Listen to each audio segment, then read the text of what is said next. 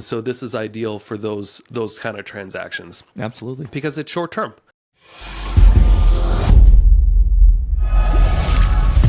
You're checking out the Investor Shed podcast with Nick Beveridge and Jeremy Kitchen. They're on the path to financial freedom, and they're taking their community with them. Stay tuned for the best free real estate investing advice on the internet.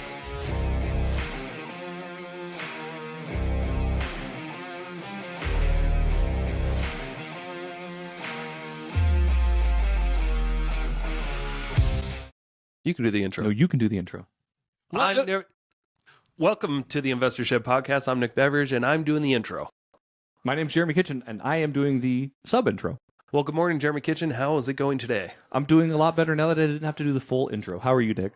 Feeling relieved that I got to do the entire intro. Wow, you did get to do the entire intro. I'm proud of you.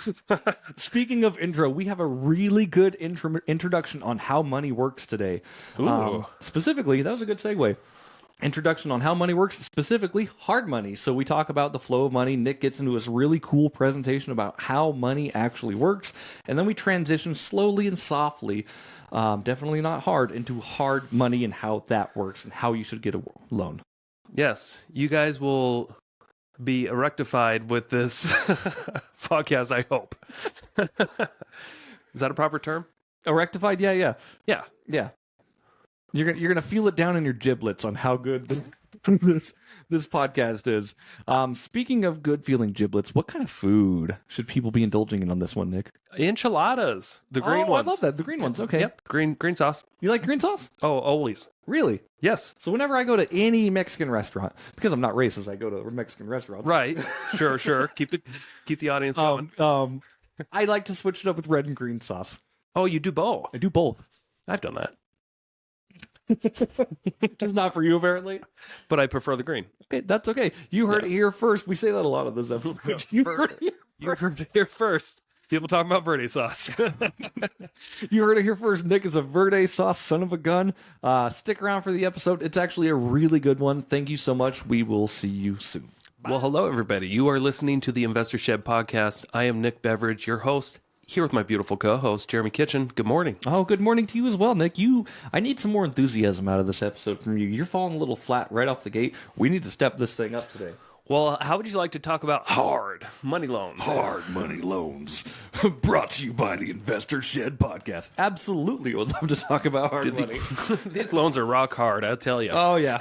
Every time I get a hard money loan, I get hard. I get hard for you. I'm like, wow, that was a great hard money loan. Wowie. Your finances are erect here, sir. Let's go. We made it like 40 seconds. Are we canceled yet? Well, it's all good. So, yeah, but if anyone hasn't used hard money, this is going to be a kind of a crash course into using hard money, maybe how to get it and maybe how to even talk to your hard money lenders and, how to pitch them deals. So, hell yeah. Yeah. So, I'm gonna walk through a little guide just so that we're on topic here, because it seems like lately with our episodes we just start talking and we get about 1/4 into a topic and then and we're an hour and 15 minutes in. Hey, we do that ADHD brain around here, Nick. Yeah. So we're gonna be guided this time. So let's actually truly try to understand what a hard money loan is by breaking down the actual vocabulary of the title. Hard money. So we're going to try to understand what money is first, and that might sound crazy. Feel free to chime in here, Jeremy, if you have any questions. I'm going to go through my understanding of money. Now, this may not be absolutely factually correct, but this has just been my understanding of money over time in business. It seems to be pretty flawless because not many people have told me that I'm wrong on it yet, and I've kind of presented in this manner several times now. Okay, so you're actually going to talk about money in the flow. Is that okay? Yeah, please do. I love that conversation. Because I'd like to, if you understand the vocabulary, it's easier to understand the topic. Right. So with money, we're going to try to just change your thinking about what money is, learn about securities and like what protects money from the elements. And then understand inflation and how it could be used to help grow your net worth. Yeah. How's that sound, Jeremy? That sounds great. Let's go. All right. So let's take a quick break if you guys don't mind. If you're out there listening and maybe if you're struggling with finances in general, I really want some of this to sink in for you and just change the way you think about money in general, because I think a lot of people have a misunderstanding of like what money is and like the physical assets of like and the chemistry behind money, which you may be thinking, holy crap, is this guy starting to get all spiritual on us? Yes, I am. And this may offend some people, but who cares? I want people to start thinking of money, at least just in this next hour or so, as water. Try to think as money as water, like it's the same thing. Yeah. And that will really help you understand how money behaves in the market. Does that make sense, Jeremy? Yeah, absolutely. Anything that you want to comment on before I get into this? Yeah, no, keep going. I'll chime in when I need to. I love this conversation, and I've seen this conversation you talk about this live, and it's a really good conversation about money and like how it actually works. So I'm going to be a student of the game again today, but I will ask questions if you Yeah, I want to hear you chime in. So there's another term out there for money. It's called currency. Now think about a current. What is currency? Like think about a river. A river has a current, right? You have water running through a river, and typically on the sides of the river you have banks. Yep. And banks, river banks, they direct the flow of currency, money, right? Yeah, absolutely. Is this starting to make sense? Banks are definitely in control of where the money goes for the most part. You've got other words out there like slush fund, cash flow. Think of that again. There's terms such as like, let's pool our money together. Think of a pool. A pool has a lot of water in it. Yeah. But a pool doesn't have a current. No. But money doesn't always need to be moving. No, I know. Sometimes you just pool your money together and it sits there with other people's money. You've heard people maybe talk about someday they want to have multiple streams of income, and think about having multiple streams of money coming into your account. Yeah. Streams or water, water streams. If you're living below a mountain, if you had multiple streams coming through your property, you might be abundant in water. Unless it's going directly through your property, and then your house is probably fucked. Might be flooded with cash at that point. You might be flooded. That's right. Flooded with cash. Hear all the terms? Are they ringing a bell? Flooded, streams, flows, banks, currency, pool. You ever heard the term, let's make it rain? What do you typically make it rain on? You go to strip clubs and you take the Yes. dollar bills. Making it rain. You're throwing money around, right? And it kind of acts as water as it's falling onto your prized possessions. Yes. Have you ever heard of a whale? What is a whale? It's a big ocean dwelling creature. Right. Have you ever heard of a wealthy whale? Like a whale as in like in the casinos or somebody like referring to somebody who's ultra wealthy. Sure. The guy's a whale. Sure. They've got pockets full of monies. But yeah, also someone who lives in water. Lives in water. That makes sense. Yeah. There's trickle down economics. Think of water trickling down into the economy. If you had a bad investment, you may say, I took a bath on that one. Sure. Yeah. Yeah. And typically when you're in a bathtub, you're in a bunch of your own shit. Basically, you're in a small tub of water, Sure. and it's very toxic. Sure. Right. Different than a pool of money, of course, like pooling your money together. But Yeah. But if I took a bath, it's probably not a great thing. Sure. You ever heard you're just dumping money down the drain? Yeah. Water typically goes down a drain, doesn't it? Interesting. Yeah.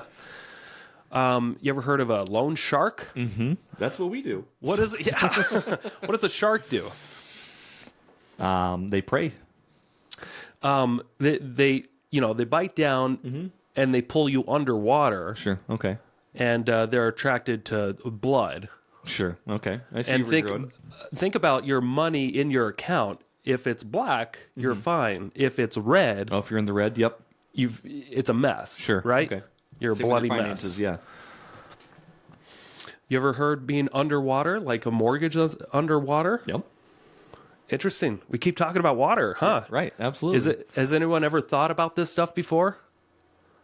Do you You think have. most people? No, yeah, but I think you're right. Like I don't think a lot of people have put this together that money and water go hand in hand simultaneously with each other. But wait, Jeremy, there's more. Okay. Have you ever heard of someone trying to say, I'm just trying to stay afloat? All the time. What does that mean? trying to keep your head above water and not drown. You said another one. I did it. Trying to keep your head above water. Wow. Okay. Wow, because you might drown, drowning in debt, or drowning in debt. Yep, that's another one. You ever heard the government trying to help with a bailout? Yep. What is a bail? I don't know. It's what? You don't know what a bail? I know what a bailout is, but I don't know what a real bail is. Like, I mean, it's like a buoy. Like you throw in, like trying to save somebody from Okay, that from makes their sense. money situation. Yeah. Okay. Here's an interesting one too, and then this is where we get into like the chemistry of money. What happens when you have frozen assets? they're immovable. You can't touch them. You can't move them, right? You can't move them. Yeah. What happens with water when it freezes? You can't move it. You can't move it. Yeah. Well, depending on how big the ice cube is, of course. But Yeah. technicalities, of course. You ever heard the term like that? My account dried up. What happened then? No more monies. No more water either. No more water. Yeah. Water dried up. So anyway, final little thing that might ring home. Have you ever heard the term liquid assets? And what is a liquid asset? Something that can be moved easily. Like, Right. Right. So it's different Money. than frozen, of course. Yeah. Money, specifically. Yeah. So anyway, what is all this? Why does any of this matter? So just trying to give you a little background of how money works before we can get into what makes it hard. So here's the dollar used to be secured by gold. Did you know that, Jeremy? I did. Yeah. Tell me about that. So the dollar, the dollar bills used to have a saying on it that says like, worth its weight in. I can't remember what Gold. the You saying can was. redeem it in gold. Yeah, redeem it for gold at a 1-to-1 conversion ratio, right? Yeah. Yeah. So that was back, prior to 1971. You can always take your U.S. dollars and you can go exchange them for gold because they were secured by a hard asset. Now think of your money. If you're getting paid back in the 60s or prior to 1970, think of getting paid by an employer via money. Sure. And they would hand you basically bottles of water. Right. It was secured by a hard asset. Right. Now, your money is not getting out of here, right? Sure. It was secured by something. It's not really growing either, but it's secured. It's in a not container that's holding its weight and its value, basically. right. Now, what they did in 1971, Richard Nixon took us off the gold standard, Prick. and it was supposed to be a temporary move. Yeah. But so basically, the water no longer had a cap on it. Right? Yeah. We had inflation started going through the roof and stuff because it was no longer backed by a hard asset. Sure. So the money supply used to be backed by a hard asset in 1971. It changed. The rules of money changed Yes. back then. So if you're struggling, if you're out there struggling with money, you just got to know that you got to know what the rules are. The rules have changed. So a fiat currency, this is a government issued currency that's no longer backed by a commodity such as gold, and fiat gives central banks greater control over the economy because they can control how much is printed. Is cryptocurrency a fiat currency? I would think so. Okay. I mean, it depends. Maybe not Bitcoin, Sure. but there's a lot that can be, just generated Sure. Okay. out of midair. Okay. I Right? was just curious. I wasn't sure how that all worked, so. I'm not a crypto guy. I'm not really either. I get free crypto rewards on my credit card, but that's about it. Yeah. It used to be. Yeah. So now, the government can print as much as they want. Now, think about being, an employee after 1971.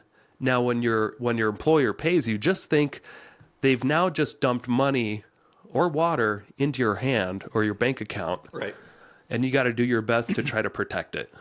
And even the best you try, honestly, like, have you ever had water poured in your hand? Doesn't a lot of it slip through the It cracks? slips through the cracks, or it's evaporated, or Yep. something like that. You might bring your own cups. Some of it I've got stays on your savings hands account. after you transfer it. Right? So it's just, there's a lot of holes in that system, for sure. Yeah. Think about water that's no longer being protected, sealed, or bottled. That's what we have.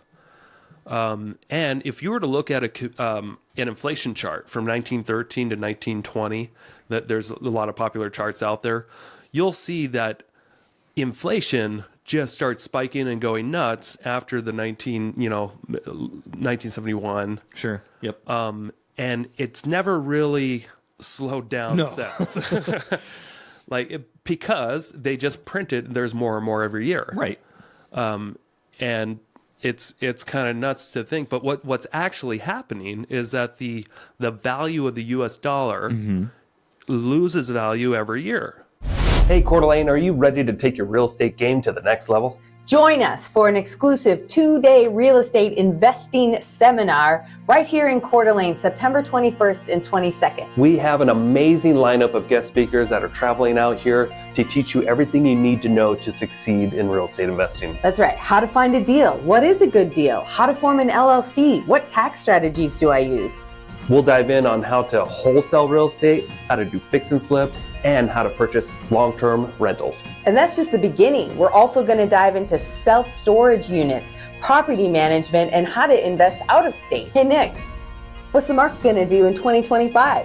I don't know, but we got Kathy Fecky from Bigger Pockets coming to forecast the 2025 real estate market, and we're going to talk about how to create those business leverage systems. Plus, we're going to learn how to get your mindset right. What's a short-term rental versus a mid-term rental? How do I build passive income, or should I be building massive income? What to do? What do we do? I don't even know what to do with my hands. I don't even know what to do. We're going to learn. I'm telling you, this is an opportunity you do not want to miss. Tickets are limited, very affordable, and you do not want to miss networking with these amazing people who are going to be at this event. Yes, so hurry. Run. Click on the link. Go to northidahorei.com and click on the 2024 Fall Conference tab. Get you signed up. They're going to sell out, I promise you. It's gone. It's going to be gone. Bye-bye. Yeah. Now you can print more and more of them, but you've got to start thinking of money or cash or the US dollars as an asset. Yeah. Because it is, but it loses value every year. So, do you think it's smart to just let it sit in a bank account? No, I do not think it's smart to let it just sit in just a bank account. Yeah. Because inflation, right? Inflation's the hidden tax. It destroys purchasing power. It really is truly the biggest hidden tax we have. Right. That most people really never consider. Yeah, other than like taxes themselves. Yeah. So, inflation, it doesn't discriminate. Inflation destroys the value in savings, stocks, bonds, equity in your real estate, but it even destroys the value of debt. I love that. Yes. Yes. So that's one good thing that inflation does for real estate investors that use leverage. Yep. And we've talked about this. Inflation is it's the natural process of evaporation of like standing water. Yep. Or money, standing money. So what is hard money, Jeremy? Are you asking me? Yes. Well, we'll get into this. What is hard money? When and how to use it, and we'll get into some examples. I love it. But a hard money loan is a loan from a private or non-traditional lender. And the asset being purchased is used as collateral for the loan. So it's a loan that is secured. Yeah, it's like the water bottle. It's secured by some sort of hard asset. right. In the case that we're talking about is real estate. It's the property itself. Right. The owned property is basically collateralizing itself against the loan that you were creating.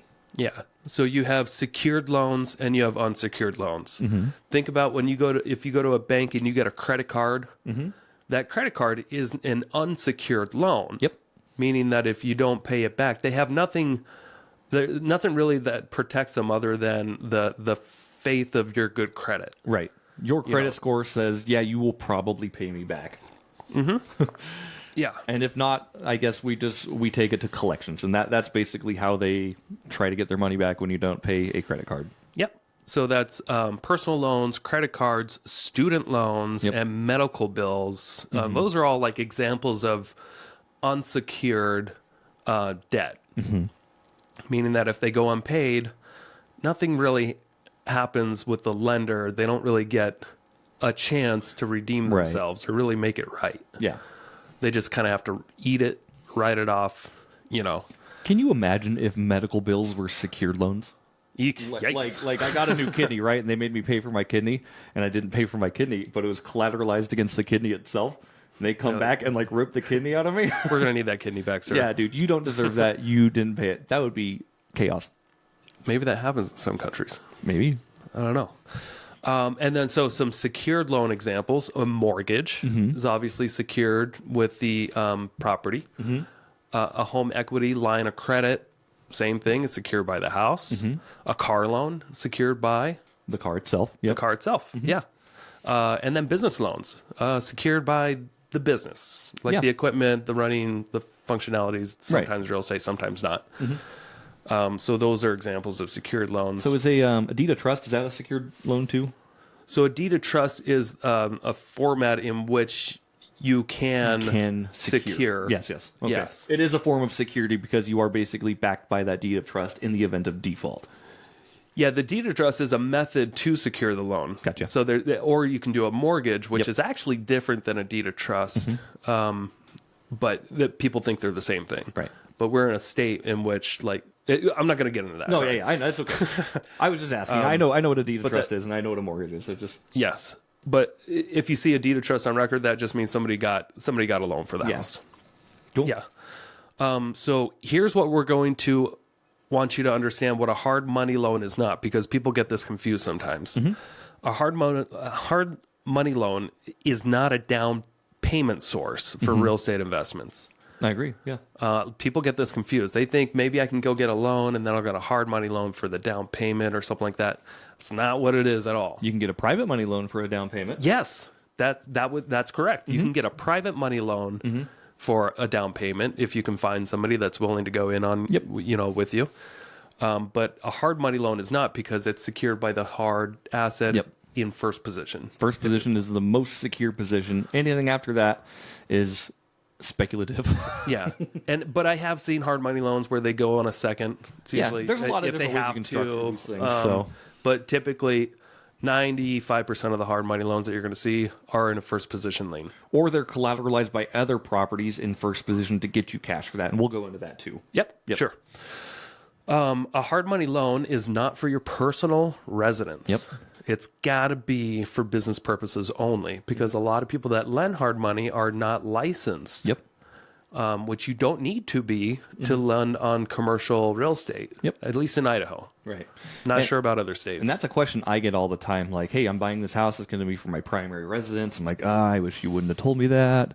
Can't do it. Can't do it. Yeah. Not licensed. Yeah. Yeah. It's So just can't do it. It's And the reason is, so basically hard money lenders, their intention is to make an investment property and make it better and give you the resources for that. We don't want to be kicking people out of their homes. So if you don't pay for your house, we don't want to be the ones foreclosing on your primary residence. We'll foreclose on your, investment properties all day if you're a dick about it. But but we don't want to make it so people don't have a place to live. And that's a Dodd-Frank specifically act that says, we cannot lend on primary residence. Yeah. Here's another thing that a hard money loan is typically not. It's not for people that don't have money. 100% agree with you. Yeah. If you're broke, a hard money loan is not typically for you. It's an easy way to acquire real estate when you can't traditionally get a bank loan, but you've got some cash or other ways to secure that loan. Yeah, or for a other hard funding money. options, right? Like Yeah. private lenders coming in to help you. Yep. Or partners or whatever. A hard money loan, if you're easily getting a yes from a hard money lender and they can see that you have zero money, you've got a problem there, because That's a red flag for sure. yeah, it's a red flag, because it's like, who's going to make the payments? Yep. That's a question I ask all the time when I'm setting up hard money loans, Nick. Like, Yeah. okay, so if we get this loan set up, your monthly payment's going to be $1,900, $2,100 a month. Like, are you going to be able to pay that? Because Yeah. if you can't, like, I'm not going to want to do this loan for you. Like, it's more of a mess for both of us in the end. Yeah. Or You what have to have about a plan.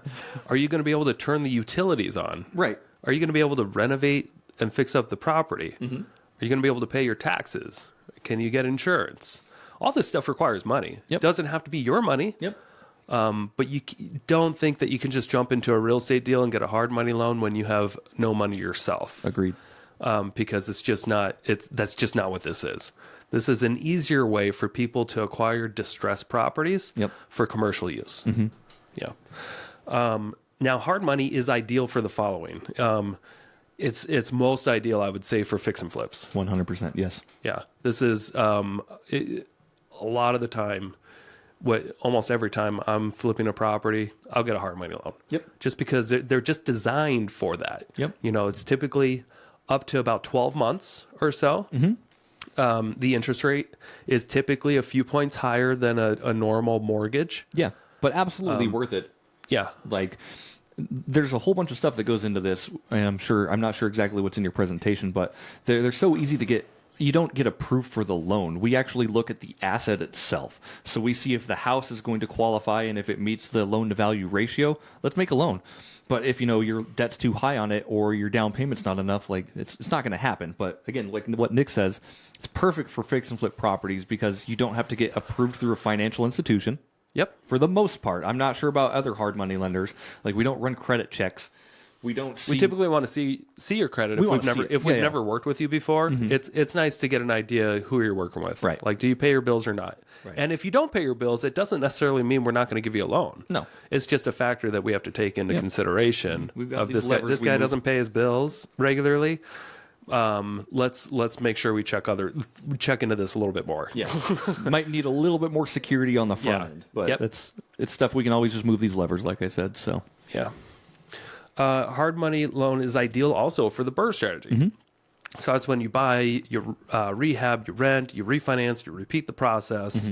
Totally ideal for those. Yeah. And, BRRRR is dead lately, right? That's kind of the topic, but in Idaho, North Idaho, necessarily. specifically. Yeah, you got to find the right deal. You're not. These deals aren't going to fall into your lap. The people who are finding these deals are literally the people who are going out there and finding deals. Yep. Deals still exist. Yeah, investors are all over the place, right? And if there's a BRRRR that's on market, it's going to get snatched up pretty damn quick. Yeah. But the reason why this is ideal for a BRRRR is because when you get your initial buy, you're typically buying with cash or hard money. You're buying a property that is typically in distress or needs repairs, needs some sort of improvements. Maybe it's an apartment building and it's totally vacant, and you're not going to get a normal loan yet until you get occupancy up. So this is ideal for those kind of transactions. Absolutely. Because it's short term. 6 months to 18 months, somewhere in there is a typical hard money loan, and that's typically enough time to turn around a property. It's enough time to turn around a property and get it rented out and refinanced. Completely. Then you want to get out of that loan because it's expensive. You can't just hang out there forever. Trust me. I've done it. Time is absolutely money when it comes to hard money, to be honest with you. Like, every day, if you're spending $3,000 a month on a loan, it's $100 a day, basically, for you to have that loan. Yeah. Yep. Exactly.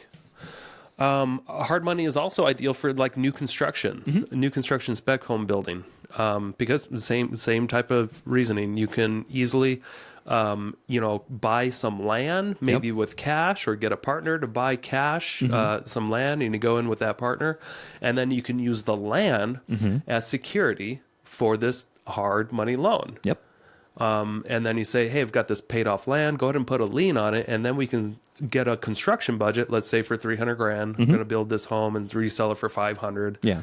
And then, that loan is super secure because they've given you no money, but now they have a first position on land. Yeah.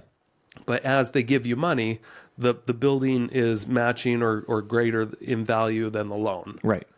So it's just a secure way on both parties to get something done. Yeah. Yeah. And yeah, like we've already talked about, this hard money loan is ideal for a year or less. I will put an asterisk there. Like, yes, it's ideal for 1 year less. We also have lenders that we work with who love to do 60-month financing. Yeah, that's true. It's really cool because, like, a lot of our guys, they're just people. We're not, institutionalized money. They just like to keep their money in deals, and the longer they can keep their money in the deal, the more happy they're going to be. And sometimes the more money they make. Yeah, more money they make, right? Ideally, like, when you're in the lending world, like, you want your money to be moving a couple times a year. Yep. Because you get more points and you'll get more returns. So it's not about the 10 to 12% annual interest. It's about the fees up front.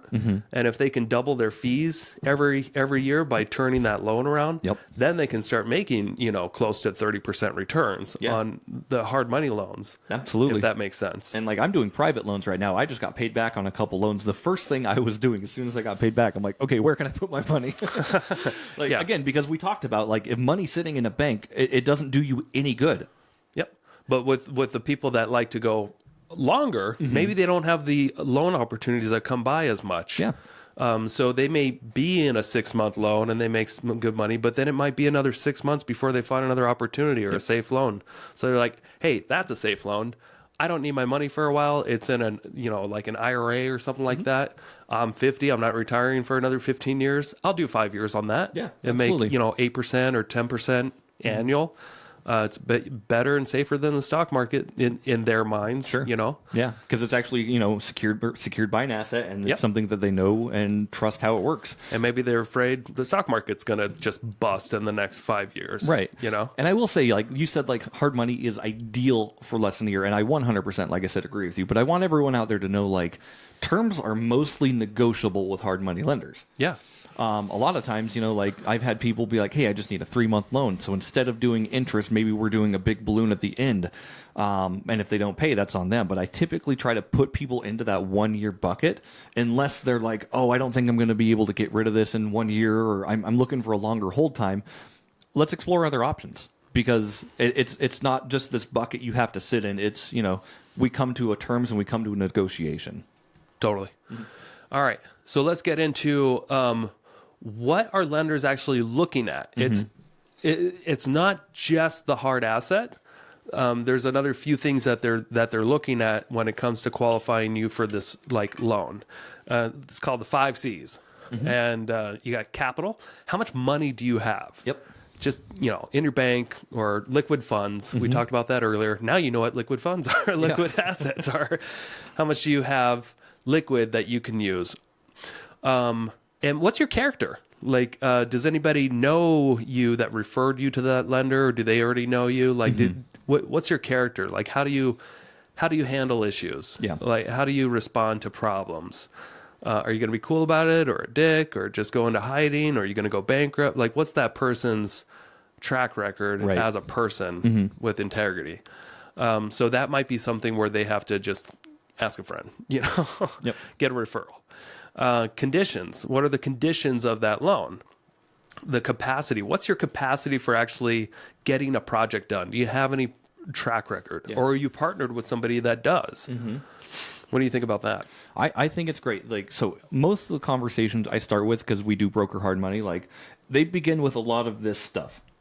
Right. So what's your capacity? I'm asking these people, like, okay, have you ever done a hard money loan before? Have you ever fixed and flipped a property? Have you ever invested in real estate before? If it's no, and I have a full-time job and I have very little cash on the side, it's going to be tough, because when you're fixing and flipping a property, it typically requires time, a lot more time than you think. It costs time and or money. extra money. I don't anticipate most people being the contractor on their own fix and flips. I really hope people actually employ good contractors, because that just helps keep the economy moving, to be honest with you. And Sure. they do good work. They do better than I can do. So again, even on our own personal fix and flips, I'm like hired out because I don't know how to do anything with electrical. I don't know how to do a lot of things. Yeah. But again, when we're having these initial conversations, these are the questions I'm asking. Okay, you've got capital. How much capital do you have to put in the deal? And what I'm typically asking at these points, and this is just a tip if you're going to be talking to a hard money lender, don't tell them that I'm looking to get into a deal with as little as possible. Yeah. Like that sentence rings, it dings a red flag in my head. Then your lender might be asking why. Right, exactly. Why do they want to contribute as little as possible to this deal? Because my lenders, they want the deal as secure as possible. So already we're at a big disconnect right there. Yeah. So a good maybe script to that why is I would like to ideally have as little as possible into the front end of this deal, because I know I might go over budget, and I just want to make sure I have the proper funds sitting on the side to make payments. And if I need to go over budget, I have the cash. Oh, that's hard money right there. That makes Isn't that it a hard script? That's So take that down. That if a lender asks you why don't you want to bring any money, that could be a good excuse. But also, be honest with your lender. I will say that, because we can tell pretty quickly, if you're if you're ready to go or if you're just kind of kicking tires, if that makes sense. True. But like Nick said, the capital, character, conditions, capacity for sure to make sure that you can actually handle the loan. Yep. And then we look for collateral. So a cool thing about hard money lenders, it doesn't all have to come from money. And what I mean by that, say you're getting a new fix and flip property, and say you have, 3 other investment properties. Say one is, paid off. Say you have a 50% loan to value on another one. And say the other one's pretty well leveraged at 80%. I'm going to look at what you have at your collateral, and I'm going to see if we can take that in lieu of any sort of down payment or, rehab budget. Because if you have a paid off property, we can take a first position lien on that one. And we can use that money as a down payment on the new one. Yep. Or you can use it as a rehab budget, or you can go buy another property. But we want to It's like a quick line of credit. It's like a quick line of credit, exactly. Yeah. So, yeah, good point. So collateral, and this is what helped me really, build wealth over time. Was I finally bought one rental after I fixed and flipped like 3 properties or so. I bought one rental that I fixed up. I did the BRRRR on it, and I kept it as a rental. And then 6 months later, I did the same thing. Bought another rental, fixed it up, and kept it. And then as time went on, I got a good deal on those homes. yeah. When I got long-term financing, I didn't get over 70% or whatever the loan to value. I think they were closer to 60. Sure. But you can easily see on these couple of rentals that I had, there was, $100,000 to $200,000 of freed up equity there that could be used as cross collateral. Yep. So I was able to get a loan on the new fix and flip that I would get at a steep discount. 60 to 70% of the after repair market or after repair value minus repairs. And you can easily see this is a great deal. But I wasn't bringing much money to the table. But I also had a couple of rentals that also had equity. Like go ahead and put multiple liens on both properties. Hey, quick commercial break here. Thank you so much for listening to this podcast. I really do appreciate it. If you want to give back, let me help you buy a house, or I can help you sell a house. It's the only way I make money when I'm not investing in real estate. I don't make money on this podcast or the events I do, but I do make money only when I help people buy and sell houses. So if you're looking for your next investment and you're here in North Idaho, I want to help you personally. If you are not in North Idaho, I can still help you out. I have a vast network of referral partners all across the country in Keller Williams Realty, and I can find the right real estate investor savvy agent for you so you don't have to. It doesn't cost you a thing. Thank you for your support. Back to the show. It only costs the title company, like $75 each time. It's not crazy expensive. Yeah. And then that lender felt extra secure. Okay, he's got a couple rentals, doesn't have much cash into this, but he's getting a really good deal. Let's go ahead and do that. And that's how I was able to kind of build up that train over time. Yeah. Was by leveraging cross collateral properties. And I will say, I will add to that, like typically, again, because we're not licensed lenders and we don't lend on primary residences, that means we also don't take collateral out of primary residences as well. So say you have we're not going to use I guess if you had a HELOC, it wouldn't matter, but we're not going to put a second position lien on your primary residence. Yeah, you can't do that. Yeah. But again, if you had a HELOC and you just use those funds, I don't care where the money comes from as long as I see the money. Yeah. So that's something you can do. That's not something we can do. And we could talk real quick about like the loan that we're putting together up in Priest River. Yeah. This couple, they don't have a lot of cash down. But what they did have was that they had purchased separately the lot next door to their primary residence that was separate from their property. Yeah. So we were able to utilize that as cross collateral to make this loan work for them, even though they are brand new at fix and flipping and they didn't have much cash. Yep. But that's what helped us get this property financed. Yeah, absolutely. For them. Yeah. So here's something else you've got to really write down or get stuck in your brain if you're new to all this. This is a big one. Loan to value. Yes. LTV. Loan to value. LTV. LTV. Can you break that down? Yeah. Obviously, get it stuck in your head, but like tell people like what is loan to value? How can people calculate this? Yeah. So what is your total loan amount that you're going after, and what is the value of the property that they're putting a loan on? That makes sense. So what you do is you take the loan amount and you divide it by the appraised value or the CMA that you get, the value that everybody agrees this is what the property is worth. Right. And then you get this percentage. Ideally, 70% or less is ideal. 80%'s okay. Yep. 90% would be too risky for us. For a and lot most of hard pe- money and, lenders. and yeah. most hard money lenders. You can find a couple out there, but that's a position of equity I don't want to be in when I'm leveraging an investment property. Yeah. So in simpler terms, let's say that a property that you're getting a loan on is worth $100,000. For simplicity, yes. Yep. It's worth $100,000. That's what everybody agrees. That's what that property is worth. That's what it can sell for if you threw a sign in the yard. Yep. If you were trying to get a loan for $70,000, that's ideal or less. Yeah. That is ideal because if we had to take the property back, if we had to foreclose and we had to hire a realtor and they put a sign in the yard and they did sell it for $100,000, but there's realtor expenses and there's the cost of doing all that and maybe getting the property and then going through the foreclosure process. Maybe they're only getting, $89,000 or something like that. Right. And that's why 80% is kind of okay. Even 90% might be too risky because hard. Because you might break even at 90% if you had to take the property back. Yeah. 100% is just out of the question. So if you are buying a property for $100,000 that's worth $100,000, trying to get a loan for $100,000, it's not going to happen No. unless you bring in $30,000 down. Yeah. Then that's probably fine because then the lender is secure. Yeah. If I had to take this property back, am I going to lose money? Right. That's really what they care about. Yeah, absolutely. They don't want to take the property back. They don't want to go through those steps, but they just don't want to lose money. They want to make money. Right. Hard money lenders, they to be 100% clear, like they don't really want to make money. They want to survive inflation, to be honest with you. Like most of these hard money lenders are lending out anywhere between 9 and 12% annualized. You're not going to get super rich off that. I mean, you might double your money in like 7 years or something like that at 12%, which is pretty good. But this isn't a get-rich-quick scheme for anyone. We're not trying to screw anyone over. They just want to make sure that the property's properly collateralized in order to make sure that the deal makes sense for you and them. Yes. So quick pitch.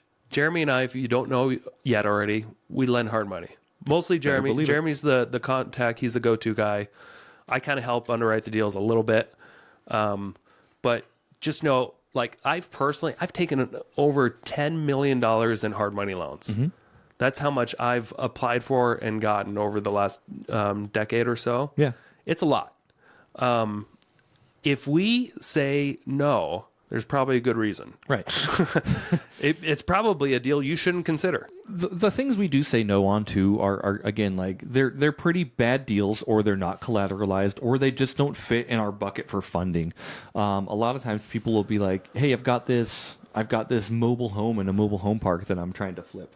Yeah. We'll talk about it. We'll talk about it, absolutely. But like if it's on leased land, it's typically a no-go unless we can take another investment property and put a lien on that, and then we can just give you cash to buy that. Like we would be basically making a different hard money loan in order for you to make that property work. But I would still advise against that. Like, yeah. Again, like it's not secured, because what happens if you don't pay your lot rent in a mobile home park?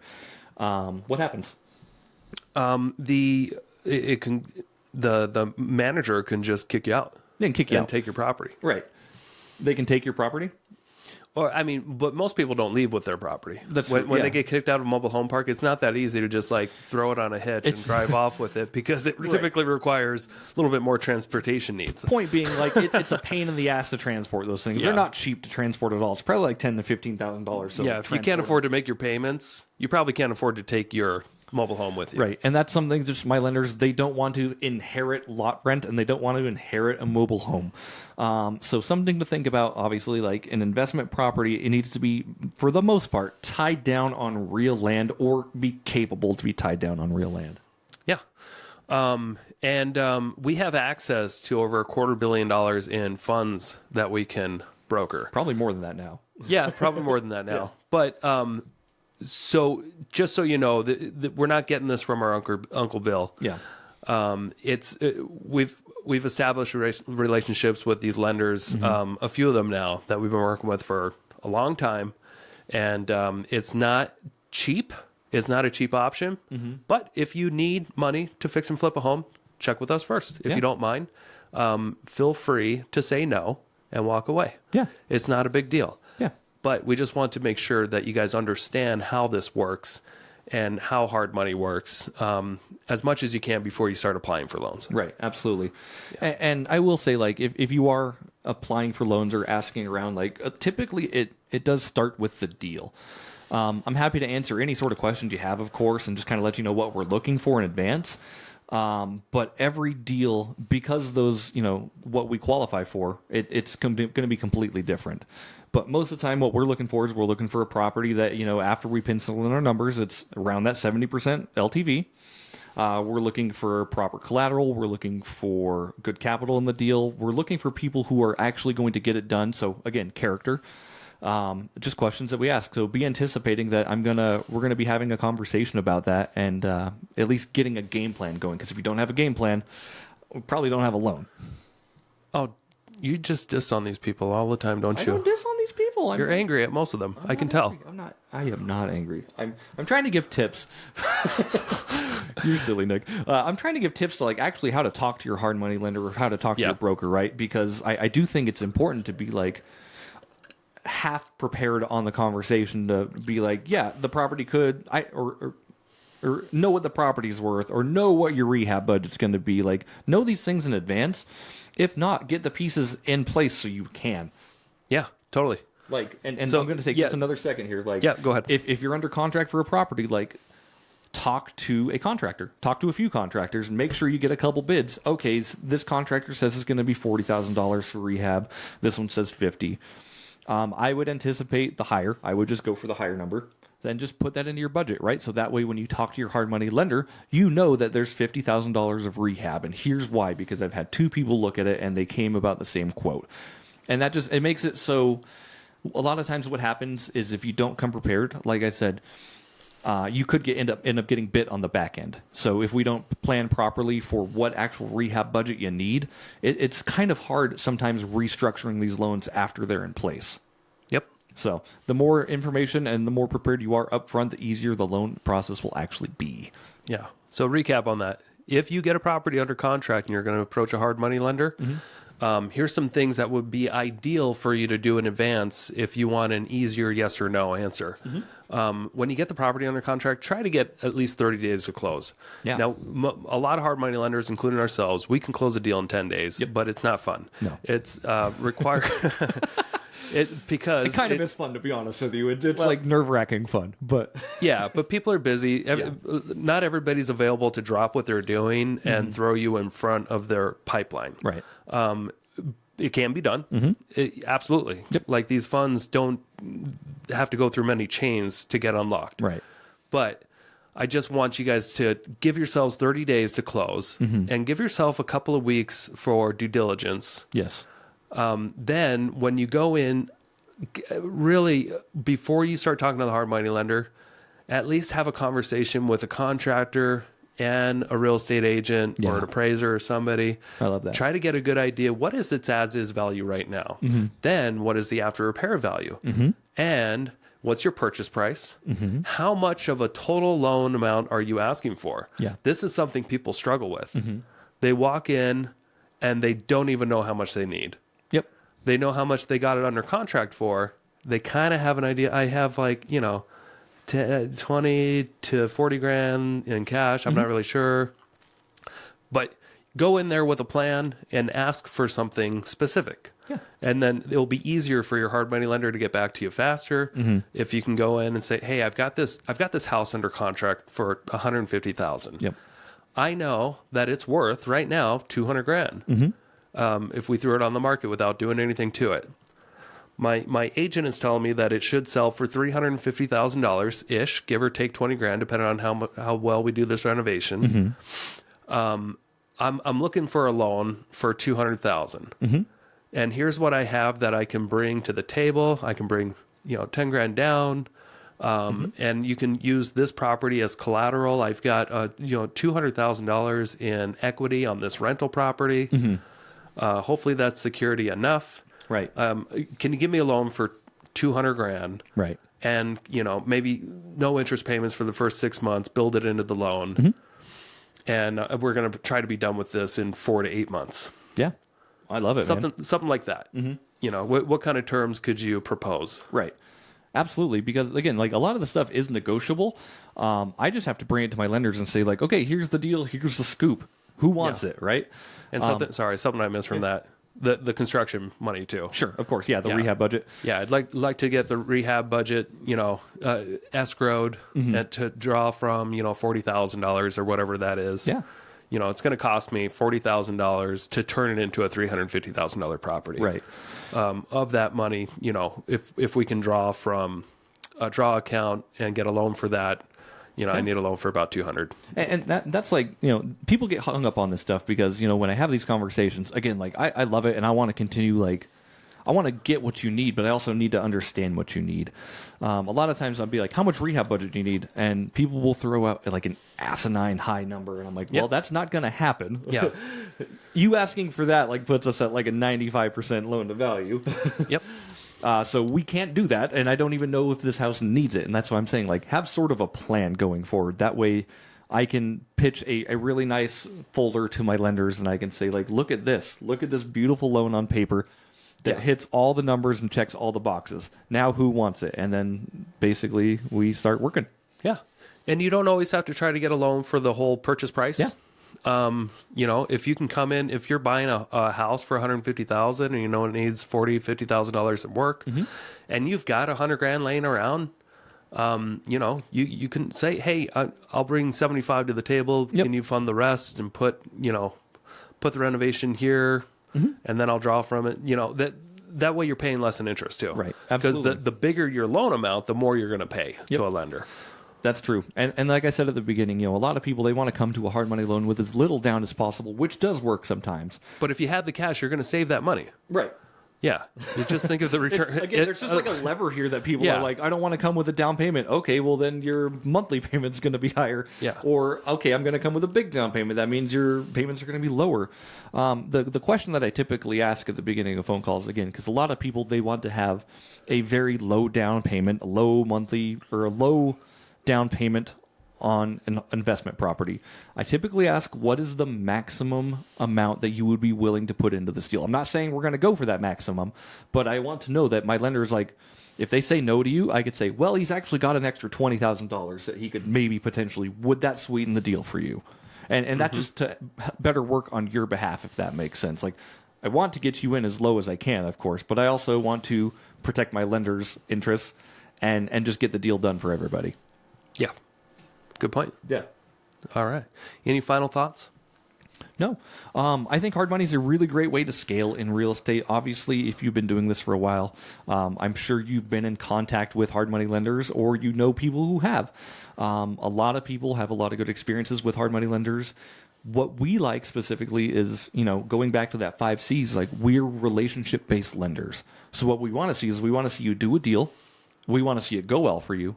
And then we want to see it happen again with you.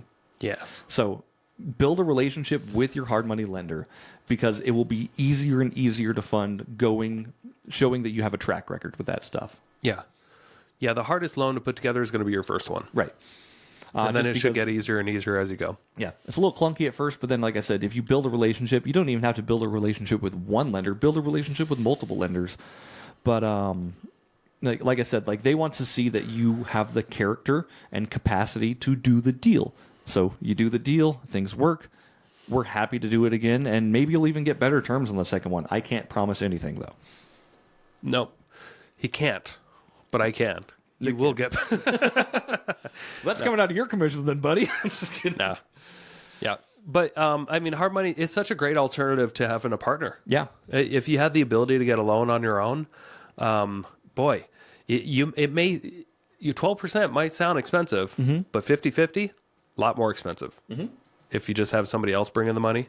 But if you have the ability to get a hard money on your own, It's way less expensive than a partner. Sure. It can be, but it depends on the partner too, because I'm still an advocate for, like, if you ever wanted to get another deal together and partner on a loan, let's get a hard money loan. Okay. I love partnerships and I love hard money. So, like, 50% of a deal is better than 0% of a deal. Brandon Turner says that all the time. I'm happy taking my 10%, my 15%, my 20%, my 50% of deals.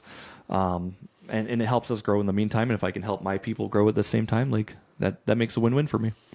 Win-win, Jeremy Kitchen. Win-win, Jeremy Kitchen. You heard it here first. Or second. And you heard it here first live on Instagram. If we're still live, thank you so much for joining us. We appreciate you. We got to get someone to man that camera, man, but that's okay. That's okay. So, yeah, closing statements again. Yeah, hard money is great. If you need hard money specifically in, Idaho, Washington, little bits of Montana we do, Northwest specifically, let us know. I'm happy to have a chat with you. If you need funding on a national scale, please still let me know. Maybe I can find you a funding source. Very well. Yeah. Very well said. Quick housekeeping, of course, at the end of episodes. Make sure, if you enjoyed this episode, you leave us a 5-star review on Apple Podcasts and Spotify. If you leave us a 4-star review, what happens, Nick? Oh, Jeremy bites your spouse. He's a spouse biting son of a bitch. You guys know it. Yep. Slightly racist, too. And that's not true, but I will bite your spouse. Thank you so much, everybody. We will see you on the next episode of the Investor Shed Podcast. Bye, guys. Thank you so much for checking out the Investor Shed podcast. If you enjoyed your time, make sure to leave a 5-star rating and review on Apple Podcasts and Spotify. Follow along on YouTube, TikTok, and Instagram at The Investor Shed for shorts and promos about each episode. Do you want to be a guest or know someone who has great real estate investing advice and stories? Reach out to us at theinvestorshed@gmail.com.